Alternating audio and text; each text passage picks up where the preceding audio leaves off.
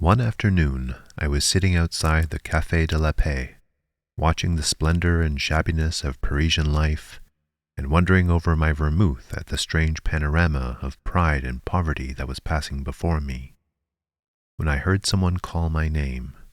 I turned round and saw Lord Murchison.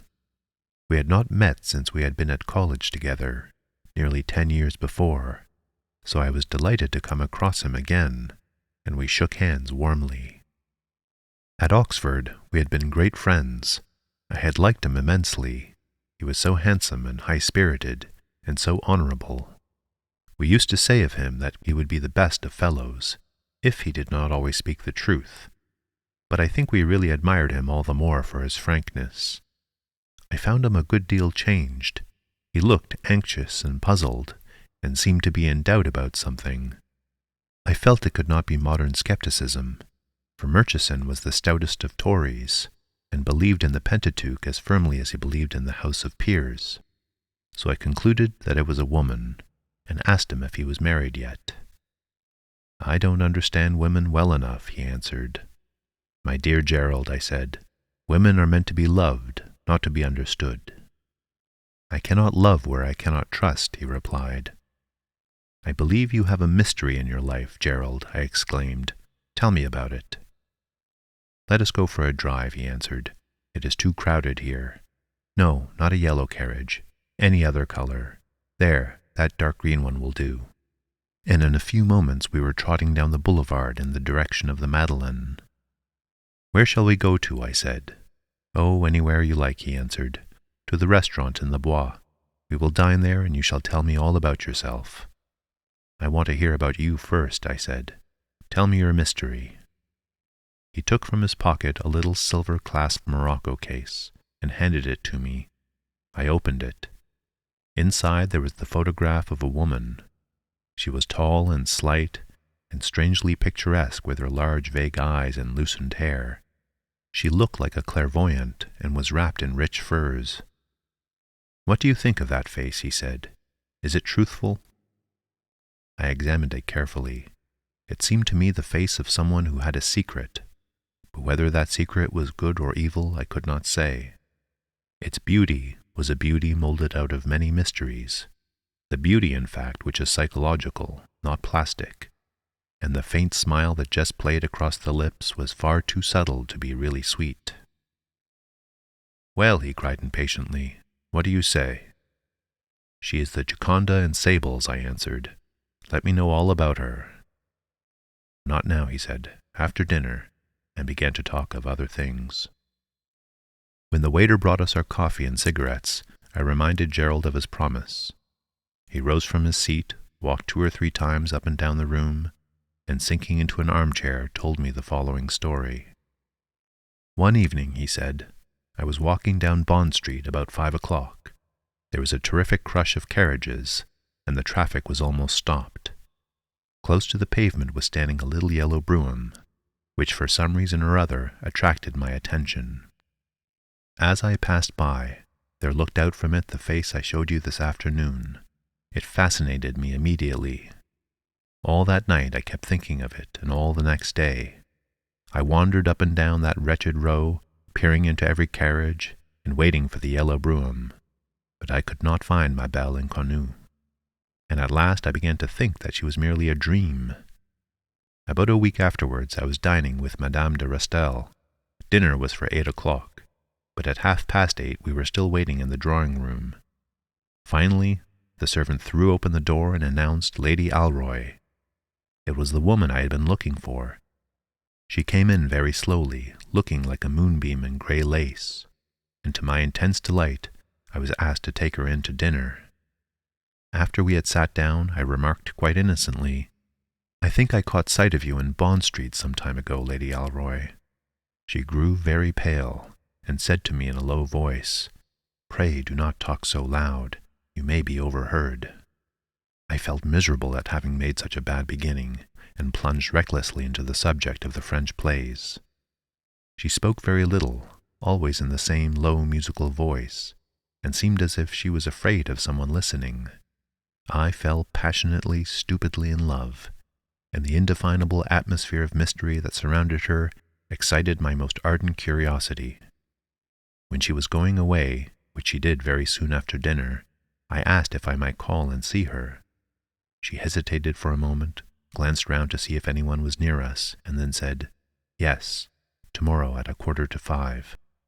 I begged Madame de Restel to tell me about her, but all that I could learn was that she was a widow with a beautiful house in Park Lane, and as some scientific bore began a dissertation on widows, as exemplifying the survival of the matrimonial fittest, I left and went home.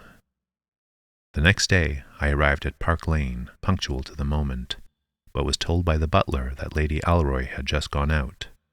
I went down to the club, quite unhappy and very much puzzled, and after long consideration wrote her a letter, asking if I might be allowed to try my chance some other afternoon.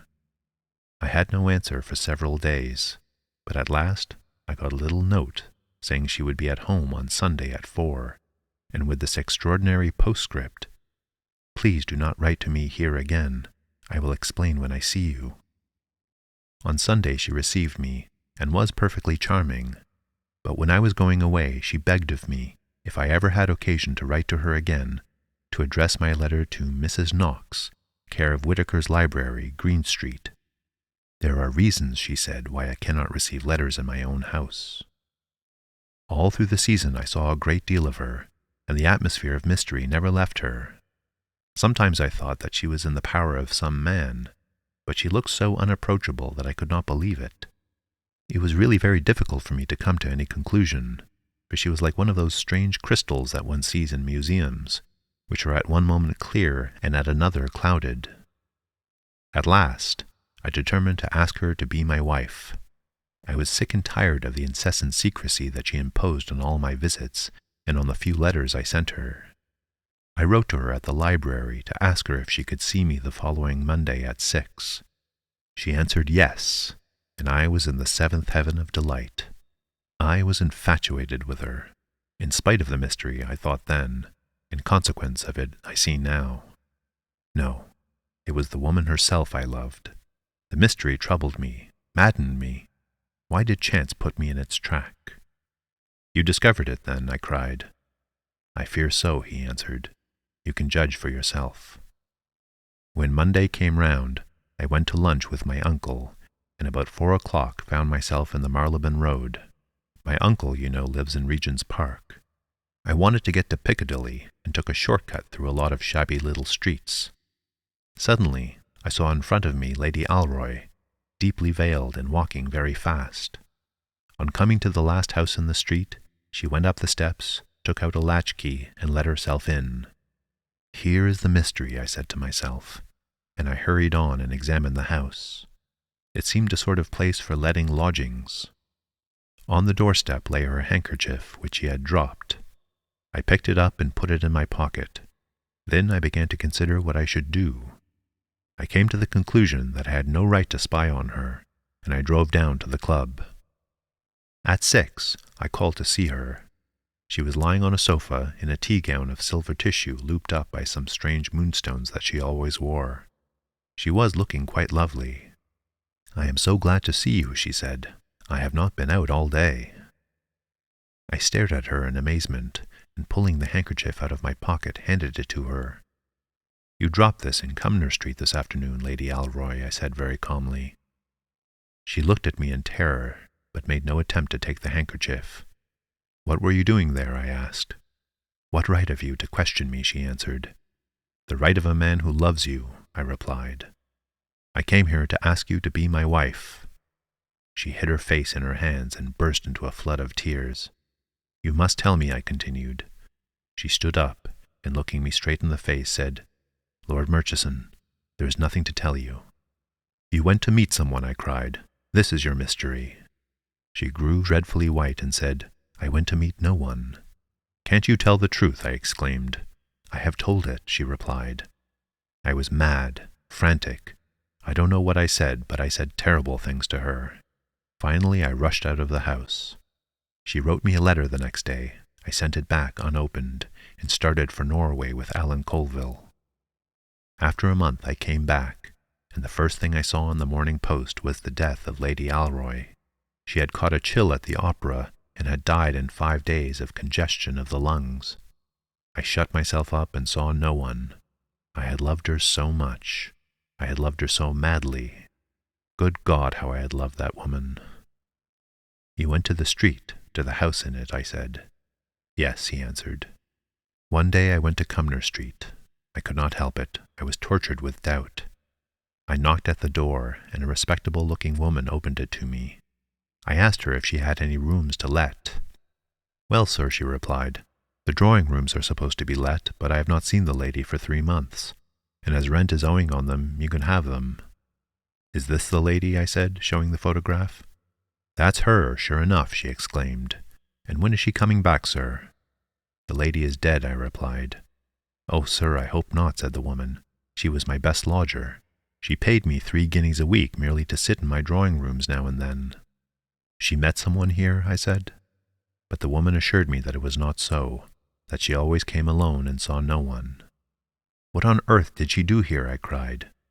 She simply sat in the drawing-room, sir, reading books, and sometimes had tea, the woman answered. I did not know what to say, so I gave her a sovereign and went away. Now, what do you think it all meant? You don't believe the woman was telling the truth. I do. Then why did Lady Alroy go there? My dear Gerald, I answered, Lady Alroy was simply a woman with a mania for mystery.